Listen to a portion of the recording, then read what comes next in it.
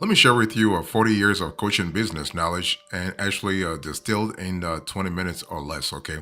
Here's a foundation I want you to really think about. When you think about the coaching business that you have nowadays, you have to really understand that this is a very dynamic market that's changing all the time. Okay. And you have online competition. So you have a competition from online coaches, and you have competition from brick and mortar coaches. And you also have competition from accredited coaches, but we also have non-certified coaches, and even worse, if you are in geography, doesn't matter anymore. So if you are, let's say, in New York, you are in LA, you could actually face competition from a coach in Sri Lanka or Nigeria or Brazil. So it's important to really understand that. So you have a very dynamic market that's changing, and unless you are offering one-on-one coaching, if you're doing online coaching, you expose yourself, quote unquote, expose yourself to a sea of competition. But hey, listen, this should not scare the hell out of you. This actually should be there to actually help you actually strategize better. Okay. So, what to know when you are starting your coaching business? It's important to really first find a niche that appeals to you. It's not just about a niche that's lucrative. I mean, a lot of a lot of coaches think, oh, I just need to carve out a niche for myself. Yes, but that niche has to be appealing to you. You have to think about coaching as something that you really love, okay? Something that you really, really will be doing even without being paid if you were to be asked to do so. So you have to really love the niche, and there has to be a sync. There has to be a synchronization between the niche that you are choosing and your skill set. So that correlation is really powerful. Your skill set and the niche, okay? And so when I speak about niche, I'm speaking about three things. Those are quite essential. Three things: your the target audience's psychographics, demographics, and geography. Okay, psychographics, their psychology, their profession, and so on and so forth. Their position in life right now. The geography means their location. If they're in the states, what city and state are they at? What zip code are they at? And also their demographics in terms of the age bracket and so on and so forth. And it's important if you want to start a business like a business in coaching that you could also explore hiring another coach. You can hire a business coach to help you out. I mean, you want to start a coaching business, but maybe you have no idea. It's just better to reach out to someone who has done it over the years. So you can hire a business coach to help you start your coaching business. That will actually help you avoid some of the costly mistakes that can happen sometimes if you don't have the right strategy in place, and that can also help you scale real fast. So here are the steps I want you to really pay attention to. In terms of coaching business knowledge, you have to really define your coaching niche. Everything starts, I think I've said this before, but everything starts with your coaching niche.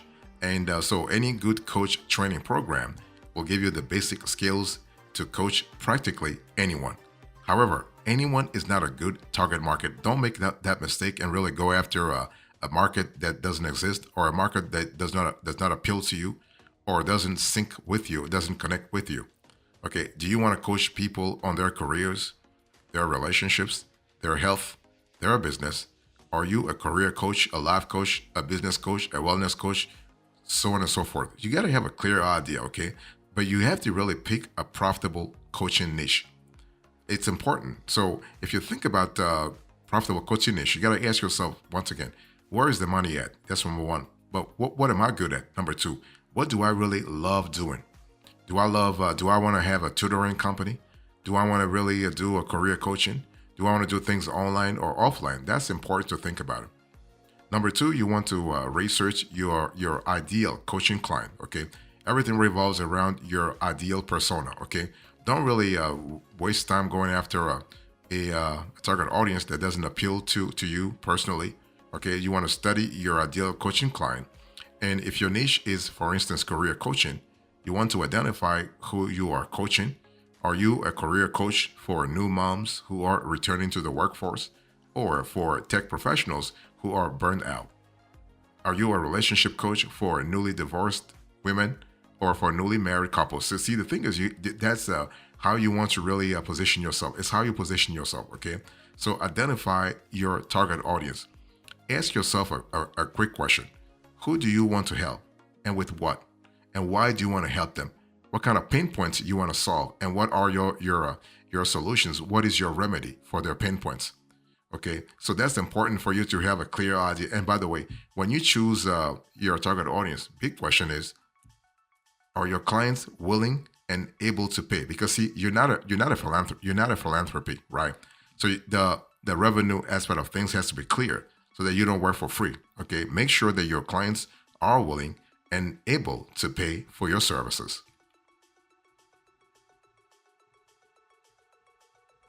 So if you're thinking about coaching business knowledge, I want you to really pay attention to setting up your coaching business structure. It's important to have a clear idea that you are going to run a business.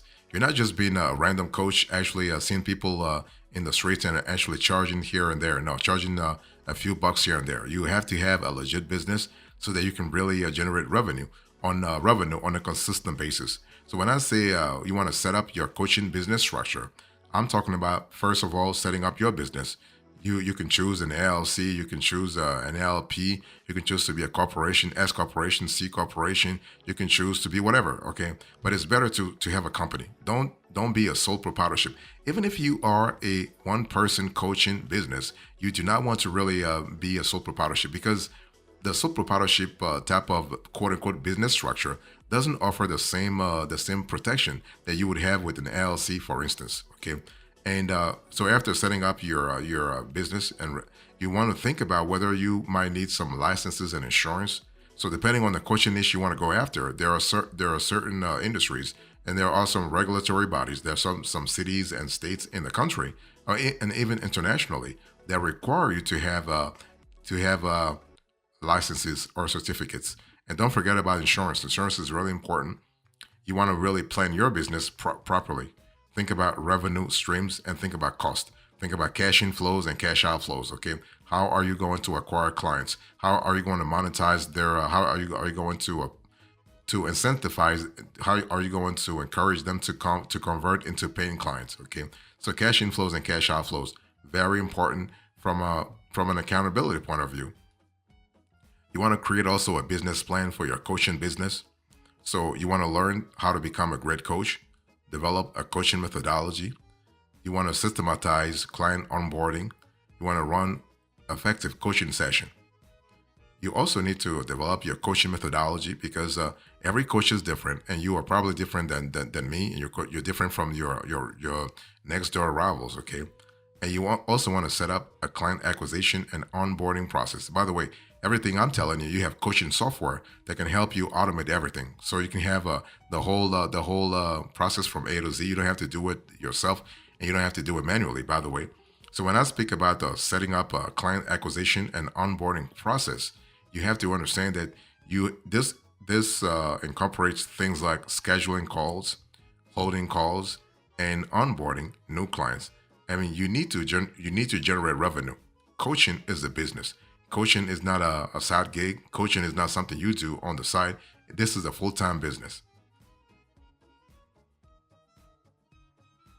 So when it comes to coaching business knowledge, you have to understand that you want to create your core marketing message. How do you differentiate yourself? How do you really promote your business, your coaching business? How do you draw clients to your business in the first place? So your core message is that key statement that explains who you are, right? Who you serve, and how it helps. Remember this trifecta, those three things: who you are, who you serve, and how the whole conversation, how the whole process helps them. It's all about adding value. It's all about making sure you are adding value in a consistent manner. More than an elevator pitch, your core message must actually resonate with your ideal clients by speaking to their needs and desires while communicating how you can help, right? It's all about first identifying your clients' pain points, your potential clients' pain points, and seeing what kind of what remedy you can bring to the table. So creating a clear core message will help you establish yourself as a coach and differentiate yourself from other coaches in your niche. So this is important.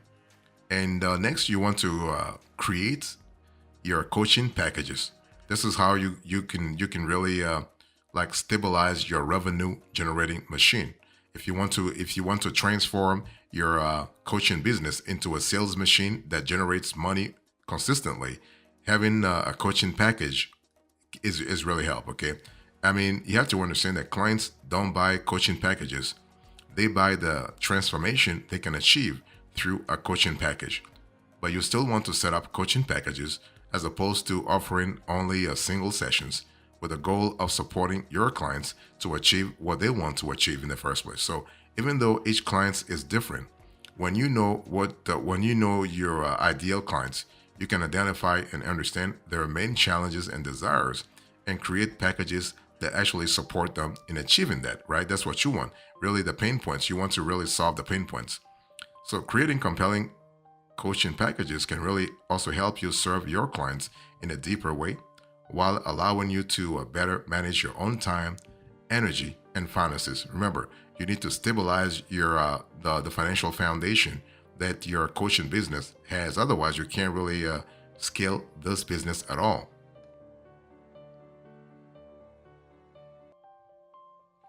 If you want to make at least $10,000 a month as an online fitness coach, I want you to really invest in yourself. That's so important. You want to really understand that your coaching business is the only program where you have total control of.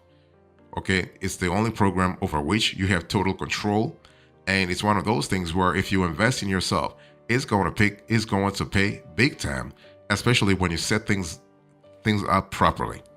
Not every continuing education investment is a good one. As a pharmacist or a gym owner, like if you think about like there are certain industries that really don't scale that well.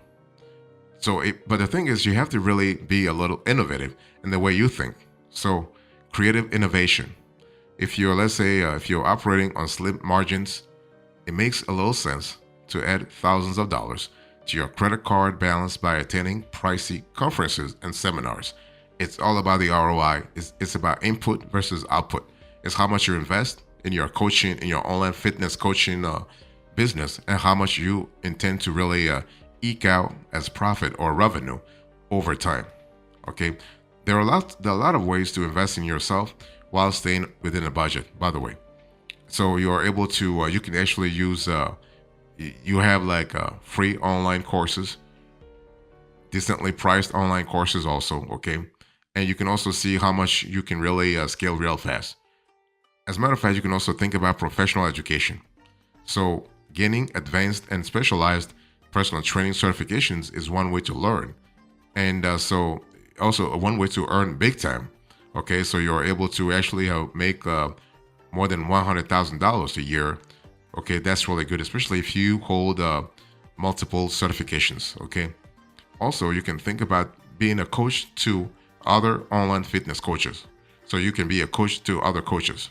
So if you're not sure what to do, instead of going after let's say a B2C audience, you can go to a B2B audience. In other words, you are a coach to other coaches, other fitness coaches in this industry. If you want to make at least $10,000 a month selling online fitness coaching services, you want to make your own rules. See, the whole thing is that basically you got, first of all, you are an entrepreneur, right? You control everything from A to Z. You control your agenda, you control your calendar, you control your target audience, you control who you take on as clients, who you actually reject. You control also who you partner with, whom you partner with, and in the industry, what kind of vendors you select. So you have a lot of accountability when it comes to how you run your business. You also have a lot of flexibility. So that's why you want to make your own rules. Okay. So if you Google daily routines in the daily routines of the super successful, you might think the only way to get ahead is through highly structured days, right? But it's not that. Each of every day is different, right? But if you have rules, that's going to help you big time as far as structuring your day, as far as focusing on the priorities that can really help you get closer to your $10,000 a month revenue. Okay. And so that really, for instance, that helps you to say, you know what, I'm going to focus on getting those coaching clients today versus getting those clients tomorrow. I'm going to set up those coaching packages today versus setting those coaching packages tomorrow. I'm going to do those coaching sessions today versus I'm going to partner with this coach or that coach today versus another. So this really helps you focus on your goals and objectives, and most importantly, the priorities that will help you materialize your vision. Remember, your vision is to make $10,000 a month as an online fitness coach. So you have to really understand that you got to have a certain level of practicability to make it happen. Now, if you want to make this happen, in terms of making your own rules, you got to really go to the nitty gritty of the numbers. You got to think about how much you want to charge per hour. That's going to be very important. How much do you want to charge per hour? Usually, you can charge somewhere from $50 all the way to $200 per hour. You want to think about how you want to package your coaching program. So, in terms of making your own rules, how you want to package your own program. Do you want to have a coaching package? You want to have a coaching session? You want to have a coach? You want to do a one-on-one coaching or group coaching, for instance? Okay. And most importantly, do you want to have a subscription model in place? If you have a subscription, like a membership model in place, that way you can have recurring revenue. And that's where you want to go. You want to really go toward having this recurring revenue sort of model to stabilize your inflow, your cash inflows, especially in the long run. So that's an important element to think about.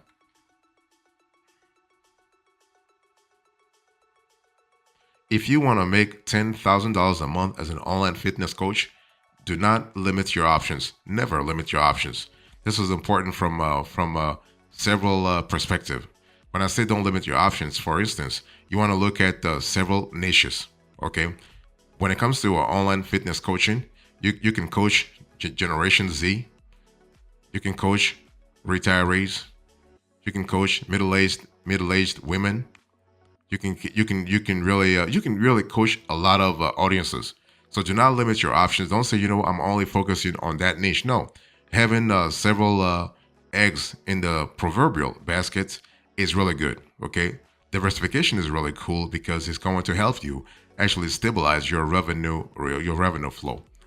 What I want to say here is that also when it comes to online fitness coaching, you don't have to necessarily flex your muscles literally all the time. You can also give speeches at networking events. You can be a speaker.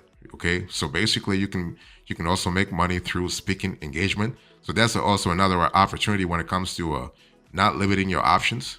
You can also write books about the fitness industry. So here you have another revenue stream. You can also sell merchandise. For instance, if your brand is strong enough, you don't have to really make money necessarily by coaching people.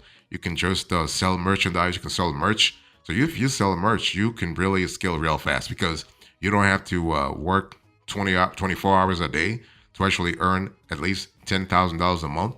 You can sell merch and just make like $10,000 selling merch only as an online fitness coach. So, but this will only happen if you work on your brand, because your brand has to be strong for your audience to be willing to actually wear the brand. They have to be proud of the brand. They have to be pretty comfortable of what the brand stands for and what they stand for too. What your client stands for has to be in sync with what your brand stands for. So that's important to really work on your brand if you want to go that route. Bottom line is, if you want to really make at least $10,000 a month as an online fitness coach, you cannot actually rely on only one source of revenue. You got to have multiple streams of revenue. So here's a takeaway into this conversation. I spoke to you about how to actually make $10,000 a month at least as an online fitness coach. I gave you the revenue secrets and now the takeaway. Thank you so much. God bless you. I will see you next time. Until then, remember, stay marvelous.